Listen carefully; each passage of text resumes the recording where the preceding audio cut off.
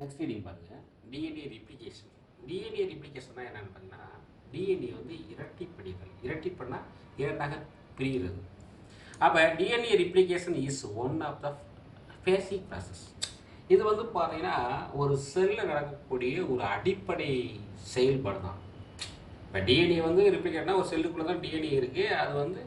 அது நேச்சர், அது ரிப்ளிகேட் ரெண்டாக பிரியும். ஓகேங்களா? அங்கே செல் DNA molecules products exact copy its own structure during replication process. அதாவது ஒரு டிஎன்ஏ வந்து அதை போன்ற இன்னொரு டிஎன்ஏ உருவாக்கும். எக்ஸாக்டாக அப்படியே சேமாக உருவாக்கும். அது வந்து ஒரு ப்ராசஸ் சொல்கிறாங்க. 2 strands of DNA molecules complementary phase pairs. ரெண்டுமே complementary phase pairs. இந்த nucleotides each strands provide the information needed for produce new strand. அப்போ இந்த டிஎன்ஏ ஸ்டாண்ட் வந்து ஈச் ஸ்டாண்ட் ப்ரொவைடுனா 2 ஸ்டாண்டுமே உருவாக்குது. எதை உருவாக்குதுன்னு பார்த்தீங்கன்னா ஒரு நியூ ஸ்டாண்டை உருவாக்கும். பாருங்க, இந்த resulting daughter cells convey exact genetic information as the present cells. அதாவது என்ன சொல்கிறான்னு பார்த்தீங்கன்னா ஒரு டிஎன்ஏ வந்து அதை போன்ற ஒரு டிஎன்ஏ உருவாக்குவாங்க. அந்த டிஎன்ஏக்கு பேர் தான் டாட்டர் டிஎன்ஏ சொல்கிறாங்க. அது வந்து எக்ஸாக்டாக அப்படியே இருக்கும். அதே நேரத்தில் பேரண்ட் டிஎன்ஏல என்ன ஜெனட்டிக் இன்ஃபர்மேஷன் இருக்கோ அதே இன்ஃபர்மேஷன் டாட்டர் டிஎன்ஏல இருக்குன்னு சொல்கிறாங்க. இந்த DNA replication involves following steps. எப்படி ரிப்ளிகேட் ஆகுது பார்க்க போகிறோம். ஃபர்ஸ்ட் பாருங்க, ஆரிஜின் ஆஃப் ரிப்ளிகேஷன். இந்த ஸ்பெசிஃபிக் பாயிண்ட் அந்த டிஎன்ஏ ஒரு ஸ்பெசிஃபிக் ஒரு குறிப்பிட்ட பாயிண்ட் டிஎன்ஏல வேறு ரிப்ளிகேஷன் பிகின்ஸ் முன்னால் the site of origin of replication. அதாவது ஒரு டிஎன்ஏ வந்து எப்போ ரிப்ளிகேஷன், அதாவது ரிப்ளிகேஷன் என்ன பிரிதல், எப்போ பிரிதல் ஆரம்பிக்குதோ அப்போ அந்த பிரியிற இடத்துக்கு பேர் தான் சைட் ஆஃப் ரீஜியன் பேர். எந்த இடத்துல பிரியுதோ ரிப்ளிகேட் ஆகும் அதுக்கு பேர் பிரியுது. பாருங்க, இந்த two stands open and separate point. ஒரு பாயிண்ட் வந்து ரெண்டுமே செப்பரேட்டாக பிரிக்கும். அதுக்கு பேர் ரிப்ளிகேஷன் ஃபோர்க்குன்னு பேர். ஒரு பர்டிகுலர் பாயிண்ட் வந்து டிஎன்ஏ பின்னி ஒரு 2 டிஎன்ஏ வந்து காயில் மாதிரி பின்னி இருக்கா, அது ஒரு பர்டிகுலர் பிளேஸில் வந்து பிரியும். அதுக்கு பேர் ரிப்ளிகேஷன் ஃபோர்க் ரிப்ளிகேஷன் வந்து இந்த கவை சொல்லுவாங்களே, உண்டிக்கூல் சொல்லுவாங்களே, அது மாதிரி கவை மாதிரி பிரிக்கும். அப்புறம் unwinding of DNA molecules. The enzyme called helicase. Find the origin replication site. இந்த ஹெலிகேஸில் என்சைம் வந்து டிஎன்ஏவில் எந்த இடத்துல இருக்குதோ அங்கே தான் அந்த ரிப்ளிகேஷனே உருவாக்கும். ஹெலிகேஸ் என்சைம் தான் அந்த 2 டிஎன்ஏ பின்னி இருக்கிறத பிரிக்க வைக்கும். பிரித்து வெவ்வேறு திசையில் போக வைக்கும். அப்போ இந்த ரிப்ளிகேஷன் அந்த helicase separate the 2 strands of the DNA, அதுதான் செப்பரேட் பண்ணுதுன்றாங்க. இது ஒரு மாதிரி கொஸ்டின். இந்த என்சைம் கால்டு டோபோ ஐசோமரேஸ். இன்னொரு என்சைம் இருக்குது, அதுக்கு பேர் டோபோ ஐசோமரேஸ். இது வந்து separate double helix above the replication fork. Replication fork ஏற்பட்ட பிறகு அந்த ஸ்டாண்டில் வந்து காயில் இருக்கும். அதாவது 2 ஸ்டாண்டும் பின்னி இருக்கும் பொழுது அதை 2 பிரிக்கும்போது திருப்பி தனித்தனியாக இருக்கும்போது அது சுருண்டுக்கணும். அப்படி சுருளக்கூடிய அந்த காயிலை ரிமூவ் பண்ணக்கூடிய என்சைம் தான் டோபோ ஐசோமரேஸ். அதான் டோபோ ஐசோமரேஸ் என்ன சொன்னாங்கன்னா separate the double helix above the replication fork. அந்த கவை ஏற்பட்ட பிறகு remove the twist form during unwinding process. திரும்பவும் அது வந்து சேர விடாமல் அது பார்த்துக்கிறது. இந்த each separated DNA stands function as a template. இந்த டிஎன்ஏ பாருங்க, ஈச் ஸ்டாண்டுக்கு பாருங்க, அதோட ஃபங்க்ஷன்ஸ் டெம்ப்ளேட் சொல்கிறாங்க. டெம்ப்ளேட் சொல்லக்கூடியது வந்து அதாவது ஒரு மாதிரி சொல்லுவாங்க, மாதிரி உரு சொல்லுவாங்க. டெம்ப்ளேட்டாக ஒரு மாதிரி உரு. அடுத்து formation of DNA primer. Formation of DNA பிரைமரை பற்றி பார்ப்போம்.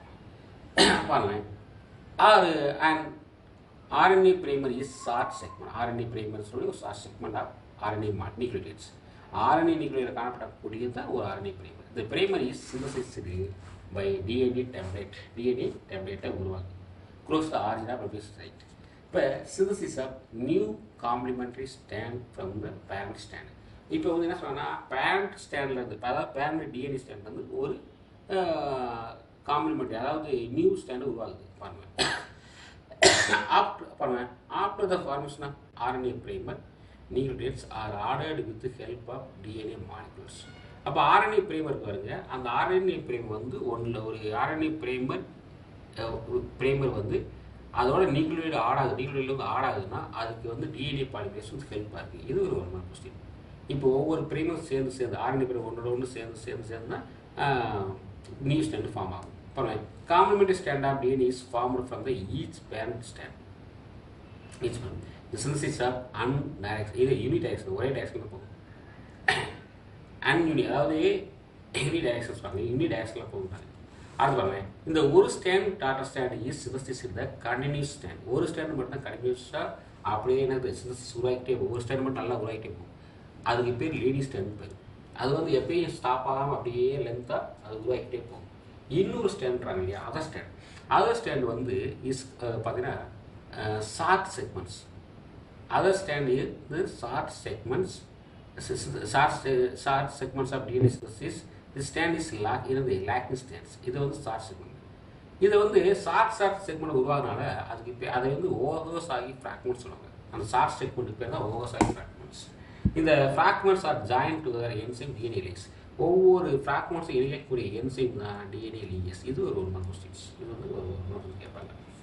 அடுத்து பாருங்க, இந்த replication stops when the replication for two sides meet a site called terminus.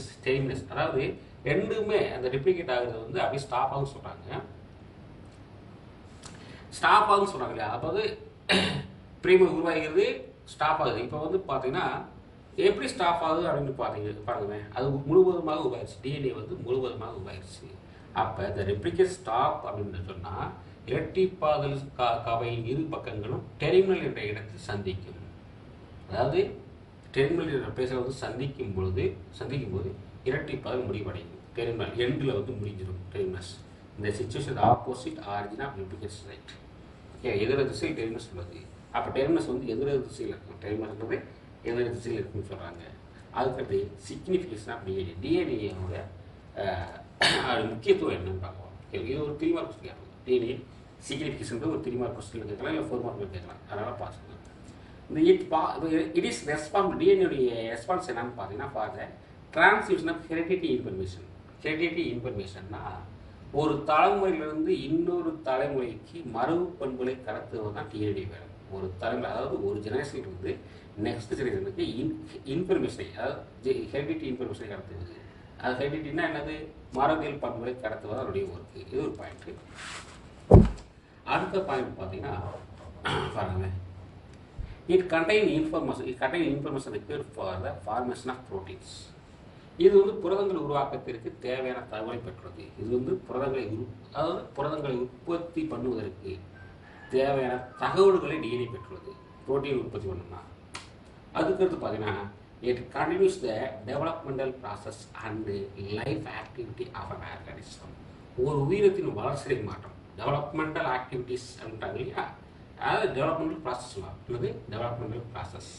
Okay, உயிரத்தின் வளர்ச்சார் மற்றும் வாழ்வியல் செயல்பாடுகளை, வாழ்வியல் செயல்பாடுகளை இதுதான் பண்ணுதுன்னு சொல்கிறாங்க. இதுதான் கட்டுப்படுத்துது. இதுதான் வந்து அப்பீட் கண்ட்ரோல். இதுதான் கட்டுப்படுது. எதான்னு பார்த்தீங்கன்னா ப்ராசஸ் அண்டு, அதாவது டெவலப்மெண்டல் ப்ராசஸ்னால் வளர்ச்சி. அடுத்து லைஃப் ஆக்டிவிட்டினா செயலியல், அதாவது வாழ்வியல் செயல்பாடுகள். அப்போ வளர்ச்சியும் வாழ்வியல் செயல்பாடுகள் கண்ட்ரோல் பண்ணுவது இந்த டிஎன்ஏ. இது 3 பாயிண்ட் படிச்சுக்கலாம். அடுத்து பார்த்தீங்கன்னா டிட்டர்மினேஷன் ஆஃப் செக்ஸ் டிட்டர்மினேஷன்னா இனப்பெருக்கத்தை முடிவு, அதாவது பாலின நிர்ணயம் சொல்லுவாங்க. அதாவது பால் இனத்தை நிர்ணயம் பண்ணக்கூடிய செக்ஸ் டிட்டர்மினேஷன் பாருங்க. இந்த formation of zygote into the male and female sex during development. அதாவது ஒரு கருமுட்டை இருக்குன்னு ஆண் அல்லது பெண் உயிரியாக வளர்ச்சி அடையும் போது அங்கே பால் வினை எனப்படும் போது, அப்போ ஒரு கருமுட்டை வந்து அது பெண்ணா ஆனா எப்படி வளர்ப்போ அதை வச்சு தான் அது டெவலப்மெண்ட் கால்டு செக்ஸ் டிட்டர்மினேஷன். ஒரு சைக்கோட், அதாவது ஒரு கருமுட்டை, ஒரு சைக்கோட் வந்து அது மேலா ஃபீமேலா உருவாகிறது தான் செக்ஸ் டிட்டர்மினேஷன்றது. அப்போ determine by the chromosomes of an individual. இது வந்து எதனால் நிர்ணயிக்கப்படுது, ஒரு சைக்கோட் வந்து பெண்ணா ஆனால் நிர்ணயிக்கப்படுறதுக்கு காரணம் குரோமோசோம் தான் காரணம். இந்த குரோமோசோம் தான் முக்கிய காரணம். இது ஒரு உண்மை கேட்கலாம். சரிங்களா? அதுக்கு பாருங்க, செக்ஸ் டிட்டர்மினேஷன் ஹியூமன். பாருங்க, recall that human beings have 23 pair of chromosome. மனுஷன் உடம்புல வந்து 20 பேர் இருக்கும். அதில் 22 பேர் ஆஃப் ஆட்டோசோம்ஸ், 1 பேர், அது 23 பேர் வந்து செக்ஸ் குரோமோசோம்ஸ். மேல் gametes R the X formed similar their chromosome. அதுலேயும் பார்த்தீங்கன்னா அதே மாதிரி ஃபீமேல்லையும் பார்த்தீங்கன்னா ஃபீமேல்லையும் வந்து 22 பேர் வந்து ஆட்டோசோம்ஸ், 1 பேர் தான் வந்து அல்லோசோம் குரோமோசோம் அதான் 22 ப்ளஸ் XXன்றது. அதேமாரி இதுக்கு பேர் வந்து ஹோமோகேமெட்டிக் சொல்லப்படுது. அதே மாதிரி இந்த மேல் கேமெட்டிக் ஸ்பெர்மில் வந்து பார்த்தீங்கன்னா ஒரு ஆண் இருக்கானா அவனுடைய உடம்புல வந்து 22 பேர் குரோமோசோம் இருக்கும். அவனுடைய செக்ஸ் ஆர்கனில் வந்து ப்ளஸ் ஒரு எக்ஸ் ப்ளஸ் ஒரு ஒய் இருக்கும். இது வந்து ஹெட்ரோ. ஏன்னா இது வந்து பார்த்தீங்கன்னா ரெண்டுமே எக்ஸாக இருக்கிறதுனால இது ஹோமோகேமெட்டிக். ஏன்னா 22 பேர் குரோமோசோம் வந்து பாடி குரோமோசோம், ஒரு pair of chromosome sex chromosome. அந்த ஒரு பேர்லையுமே ரெண்டுமே சேம் ஆகிறதுனால அது ஹோமோகேமெட்டிக் பேர். இங்கே ஆணில் வந்து பார்த்தீங்கன்னா 22 பேர் வந்து சேமாக ஃபீமேல் மாதிரி சேமாக, அதாவது பாடி குரோமோசோம். இதில் செக்ஸ் குரோமோசோமில் வந்து ஒன்று வந்து எக்ஸாக இருக்குது, ஒன்று வந்து ஒய்யாக இருக்குது. அதனால இது ஹெட்ரோக்ரோமோசோம் சொல்ல முடியாது. பாருங்கள், it is change of property which category sperm fuse with egg. இங்கே வந்து பார்த்தீங்கன்னா அந்த ஸ்பெர்ம் ஒரு மேலுடைய ஸ்பெர்மும் ஒரு ஃபீமேலுடைய எக்கு இணையுது. அப்போ எனக்கு இப்போ எக்கு வந்து X is fused with X bearing sperm. இப்போ ஒரு எக்கில் வந்து ரெண்டுமே எக்ஸாக இருக்குல்லையே, அதில் ஒரு எக்ஸும் எக்கில் இருக்கக்கூடிய ஒரு எக்ஸும் அதேமாரி மேலே இருக்கக்கூடிய அது வந்து எக்ஸோட இணைஞ்சா அங்கே வந்து ஃபீமேல் தான் உருவாகும். நல்லா படிச்சுட்டு வாங்க. இங்கே என்ன சொல்லுவாங்க பார்த்தீங்கன்னா, ஃபீமேலில் வந்து 2 எக்ஸ் இருக்குது, ஆனால் மேலே ஒரு எக்ஸ் இருக்குது. இதில் ஒரு எக்ஸும் இணைஞ்சிச்சுன்னா அங்கே ஃபீமேல். அதே இதில் ஒரு எக்ஸு ஒரு ஒய்யும் சேர்ந்துச்சுன்னா இந்த இருக்கிற 2 எக்ஸில் எந்த எக்ஸு வெளியே வந்தால் கூட அது எக்ஸோட இணைஞ்சிச்சுன்னா ஃபீமேல், ஒய்யோட இணைஞ்சின்னா மேல். அவ்வளோதான் அது சொல்கிறாங்க. சரிங்களா? அது சொல்லியிருக்காங்க. மேல் ஒரு சொல்கிறாங்க. Y bearing male. The sperm produce the father by the father determine sex of child. அப்போ ஒரு குழந்தை வந்து மேல் ஃபீமேல், அதாவது ஆணா பெண்ணா பிறப்பதுக்கான முழு காரணம் வந்து ஃபாதர் தான். ஆனால் மதர் கிடையாது. Mother is not response for the determine sex of child. ஒரு குழந்தை வந்து பெண்ணா ஆணா உருவாக்குறதுக்கு அம்மா காரணம் கிடையாது, அப்பா தான் காரணம் சொல்கிறாங்க. ஓகே,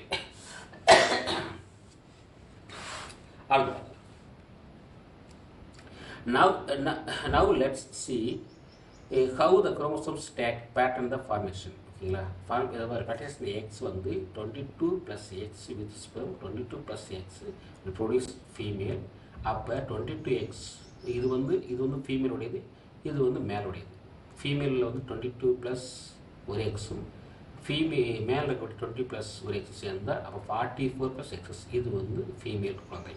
அதே மாதிரி இங்கே பாருங்க, சேமாக பாருங்கள், 22 ப்ளஸ் எக்ஸ் இங்கே ஸ்பெர்ம் 22 ப்ளஸ் ஒய் இது சேர்ந்து மேல். சரிங்களா? நெக்ஸ்ட்டு வந்து மியூட்டேஷன். இந்த மியூட்டேஷன்னா உங்களுக்கு தெரியும், திடீர்னு மாற்றம் சொல்லுவாங்க. மியூட்டேஷன்னா திடீர்னு சொல்லக்கூடிய ஒரு மாற்றம். சடிதி மாற்றம் சொல்லலாம். அல்லது சடிதி மாற்றம் சொல்லலாம். மியூட்டேஷன் திடீர்னு சடிதி. The term mutation was introduced by the Hugo de Vries scientist 1901. அப்போ 1901 வந்து இந்த மியூட்டேஷன் சொல்லக்கூடிய ஒரு வேர்டை வந்து இன்ட்ரடியூஸ் பண்ணவர் யாருன்னா Hugo de Vries. He observed phenotype changes. Phenotype சேஞ்சஸ்னால் ஒரு தாவரத்தில் வெளிப்புறத்தில் சில மாற்றங்கள் ஏற்படுது, அதை வந்து நேரடியாக பார்க்குறாங்க. ஒரு பிளான்ஸ் இருக்குது, நிறைய பிளான்ஸ், நம்பர் ஆஃப் பிளான்ஸ், எல்லா பிளான்ஸ் சேம் பிளான் தான் ஒரு லேண்டில் இருக்குது. அது ஒரு சில பிளான்ஸில் மட்டும் சில சேஞ்சஸ் ஏற்படுது. அந்த சேஞ்சஸ் காரணம் என்னன்னு பார்க்குறாரு. அப்படி இவர் பார்த்த தாவரம், இவர் எடுத்துக்கொண்ட தாவரம் வந்து ஈனோதீரா லா மார்க்கியானா அப்படி தாவரம். இது ஒரு மார்க் கொஸ்டின்ஸ். யார் மியூட்டேஷன் வேர்டை ஃபஸ்ட்டு உருவாக்குனவர் ஹிகோ டி விரீஸ், அது ஒரு 1 மார்க்கு. இவர் எக்ஸ்பெரிமெண்ட்டுக்காக எடுத்த பிளானுடைய தாவரம் வந்து ஈனோதீரா. அப்போ mutation is inheritable sudden changes in the genetic material of an organism. இது ஒரு 2 mark question. What is mutation கேட்பாங்க, 2 மார்க் கொஸ்டின். இந்த மியூட்டேஷன் கிளாஸ் பண்ணிட்டு 2 டைப். இதில் வந்து பார்த்தீங்கன்னா 2 மெயின் டைப் இருக்குது. நேம்லி வந்து குரோமோசோமல் மியூட்டேஷன், ஜீன் மியூட்டேஷன். இது ஒரு 2 மார்க் கொஸ்டின். அப்போ மியூட்டேஷனில் 2 டைப் இருக்குது. ஒன்று வந்து குரோமோசோமல் மியூட்டேஷன், இன்னொன்று என்னது ஜீன் மியூட்டேஷன் இருக்குது. சரி, குரோமோசோமல் மியூட்டேஷன் என்னன்னு பார்த்தீங்கன்னா sudden change in the structure. குரோமோசோமில் வந்து ஸ்ட்ரக்சரில் மாற்றம் ஏற்பட்டாலோ அல்லது நம்பரில் குரோமோசோம் எண்ணிக்கையில் மாற்றம் ஏற்படும். குரோமோசோம் ஸ்ட்ரக்சர்னா என்ன? குரோமோசோம் வந்து ஒரு ஹைட்டாக இருக்கும், எப்பயுமே நார்மல் ஹைட்டாக இருக்கும். அதை விட ஹைட் கொஞ்சம் இன்க்ரீஸ் ஆனாலும் தவறு தான். அதே மாதிரி 22 ஃபேர்னா 22 ஃபேர் தான். 23 ஃபேராக இருந்துச்சுன்னா அதுவும் தவறு தான். அப்போ எண்ணிக்கையும் கூடக்கூடாது, ஸ்ட்ரக்சரும் மாறக்கூடாது. அப்படி எண்ணிக்கையிலையோ ஸ்ட்ரக்சர்லையும் ஏதாவது சேஞ்சஸ் ஏற்பட்டால் அதுக்கு பேர் குரோமோசோம் மியூட்டேஷன் பேர். Changes in structure of chromosome, ஸ்ட்ரக்சரில் தான் ஃபஸ்ட்டு ஏற்படுது. Changes in the chromosome usually occur due to the errors of cell division. அப்போ செல் டிஷ்யூல எரர் ஏற்படும். பாருங்கள், changes in the number arrangement of genes takes place the result in deletion, duplication, inversion, transmission in chromosome. அதாவது ஸ்ட்ரக்சரில் ஏற்பட்டாலும் பிரச்சனை தான், நம்பரில் ஏற்பட்டாலும். இப்போ நம்பரில் வந்து 22 பேரில் ஒரு குரோமோசோம் டெலிட் ஆச்சுன்னா அதுக்கு பேர் டெலிஷன், அப்பயும் மாற்றம் ஏற்படும். டூப்ளிகேஷன்னா ஒரு குரோமோசோம் மாதிரி இன்னொரு குரோமோசோம் சேமாக டூப்ளிகேட்டாக இருந்தாலும் அதுவும் தவறு தான். ஒரு குரோமோசோம் தலையாக இருந்துச்சுன்னா அதுவும் தவறு தான். இன்னும் ஒரு குரோமோசோம் ஒரு இடத்துல இன்னொரு இடத்துக்கு சேஞ்ச் ஆச்சுன்னா டிரான்ஸ்லோகேஷன், இதுவும் பிரச்சனை தான் அப்படின்றாங்க. அது சேஞ்ச் இந்த நம்பர் ஆஃப் குரோமோசோம், சேஞ்ச் இந்த நம்பர் ஆஃப் குரோமோசோம்ஸ். ஓகேங்களா? இப்போ பார்த்தீங்கன்னா இந்த இன்வால்வ் அடிப்பாங்க number of chromosomes, they involve addition or deletion a number of chromosome present in cell. அப்போ நம்பர் பார்த்தீங்கன்னா addition deletion involve chromosomes present in cell. ஒரு செல்லுக்குள்ளே வந்து அடிஷனாக ஒரு குரோமோசோம் சேர்ந்தாலும் அல்லது ஒரு குரோமோசோம் டெலிட் ஆனாலும் அதுக்கு பேர் தான் ப்ளாய்டின்னு பேர். இது ஒரு 2 மார்க் கொஸ்டின். ஒரு குரோமோசோமில் சரி ஒரு செல்லுக்குள்ளே குரோமோசோம் வந்து ஒரு குரோமோசோம் ஆட் ஆனாலும் ஒரு குரோமோசோம் டெலிட் ஆனாலும் அதில் 2 டைப் இருக்குது, யூப்ளாய்டு அண்ட் அன்யூப்ளாய்டு. யூப்ளாய்டுனா என்னன்னு பாருங்கள்.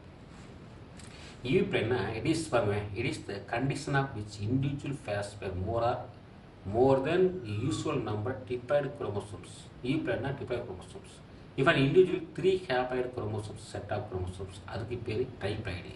இப்போ யூப்ளாய்டு குரோமோசோம்னா கண்டிப்பாக டிப்ளாய்டாக இருக்கும். யூப்ளாய்டு குரோமோசோம்னா என்னது, அதில் வந்து பூர்வமே 2n தான் இருக்கும். ஆனால் சில நேரங்களில் இந்த 2n ப்ளஸ் ஒரு எண்ணு சேருது, ஒரு ஹேப்ளாய்டு வந்து ஆடாச்சுன்னா அதுக்கு ட்ரைப்ளாய்டு. அப்போ என்ன சொன்னால் if an individual 3 haploid chromosome sets, அதுக்கு பேர் தான் ட்ரைப்ளாய்டு. அதுக்கு 3 என்பது இந்த ட்ரைப்ளாய்டு சொல்கிறாங்க இல்லையா, அந்த ட்ரைப்ளாய்டு வந்து plants and animal typical sterile. இந்த ட்ரைப்ளாய்டு குரோமோசோம் வந்து ஒரு பிளான்லேயும் ஒரு அனிமல்லையும் இருந்துச்சுன்னா அது கண்டிப்பாக வளமற்றதாக இருக்கும். ஸ்டெரைல்னா வளமற்றது. It is an 4 haploid chromosome இருக்குது. சில இடங்களில் சில தாவரம் 4 இருக்குது. அப்படி 4 இருந்துச்சுன்னா 4 குரோமோசோம் இருந்தால் அதுக்கு பேர் டெட்ராப்ளாய்டு. இப்போ plants advantage of after result in increase fruit and flower size. அதாவது எந்த தாவரங்களில் வந்து 4 ஹேப்ளாய்டு குரோமோசோம் இணைஞ்சு டெட்ராப்ளாய்டாக இருக்கோ அந்த தாவரங்களுடைய ஃப்ரூட்ஸு ஃப்ளார் வந்து பிக் சைஸில் இருக்கும், பெருசாக இருக்குன்றாங்க. ஓகேங்களா?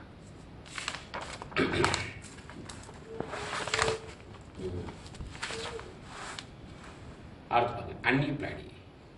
இதில் வந்து அன்யூப்ளாய்டுனா it is an loss or gain one or more chromosomes. அதாவது அன்யூப்ளாய்டு சொல்கிறாங்க இல்லையா, இதில் வந்து ஒரு குரோமோசோமோ ஒரு குரோமோசோம் அதாவது ஒரு குரோமோசோமோ அதுக்கு மேற்பட்ட குரோமோசோம், அதான் அன்யூப்ளாய்டு. ஒரு தொகுப்பில்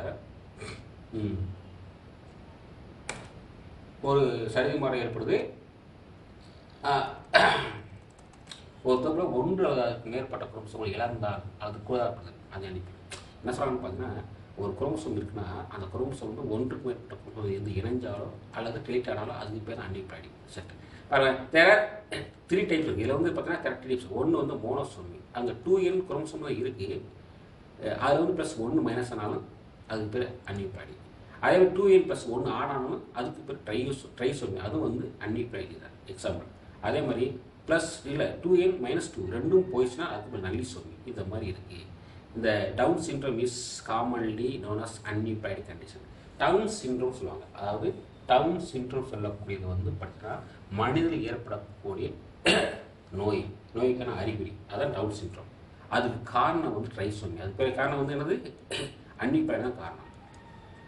பாருங்கள் இந்த டவுன் சிண்ட்ரோம் பாருங்கள். நீங்கள் டவுன் சிண்ட்ரோம்னு பார்த்தீங்கன்னா the was first identified by the doctor Langdon Down 1866. அப்போ இந்த டவுன் சிண்ட்ரோம் சொல்லக்கூடிய இந்த டிசீஸை பற்றி சொன்னவர், அந்த அறிகுறியை பற்றி சொன்னவர் யாருன்னு பார்த்தீங்கன்னா லாங்டன் டவுன் சொல்லக்கூடிய ஒரு சயின்டிஸ்ட். இந்த டவுன் சிண்ட்ரோம் வந்து மனிதனில் ஏற்படும் சொல்லக்கூடிய எப்படின்னு பார்த்தீங்கன்னா பாருங்கள், it is a genetic condition which there is extract copy of chromosome 21. இப்போ எக்ஸ்ட்ராக்ட் காப்பினா ஒரு 21 குரோமோசோமில் ஒரு நகல் கூடுதல் குரோமோசோம் இருக்குது. எல்லாம் ஃபேராக தான் இருக்குது பாருங்கள். அந்த 21 குரோமோசோம் மட்டும் 21 குரோமோசோமில் ட்ரைசோமி.